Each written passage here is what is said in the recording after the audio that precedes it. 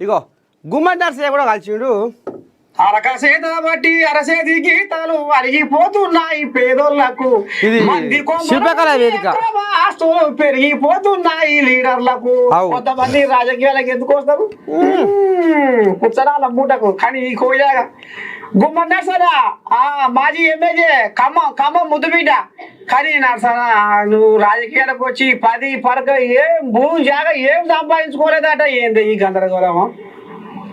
తాత సంపాదించింది 2 ఎకరాలు ఉన్నది.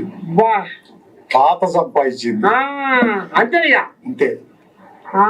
ఎమ్మెల్యే ఏం ఏకైనా కూడా జనాన్ని ఎత్తిన చేతులు పెడితే ఏకైనా కాదు చాలా సంపాదిస్తాం. కానీ అందరూ నీ లెక్క నీ ఎదిగే ఉంటే ఎప్పుడో బాగుపడే ఈ దేశం. అట్టుండాలని కోరుకుంటాను నేను.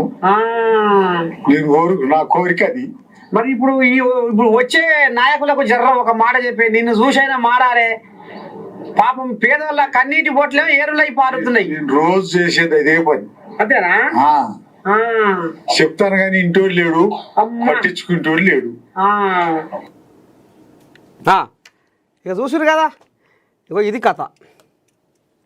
గుమ్మడి నర్సన్న కూడా ఏమన్నాడో, మంది నెత్తిలో చెయ్యి పెడితే మంది కొంపలు ఆరిస్తే నేను మిద్దెలు మేడలు భూములు భవంతులు జాగాలు పెద్ద పెద్ద కార్లు కొనుక్కుంది, కానీ నేను మందిని ముంచి వేసే వేలే తాత, నీతి నిజాయితీగా బతికినా అని అంటుండు గుమ్మడి నర్సన్న. నిన్న ఆడికి వచ్చిండు, శిల్పకళా వేదిక కాడికి వచ్చిండు. ఇక ఈ ముచ్చట ఇట్లా ఉంటే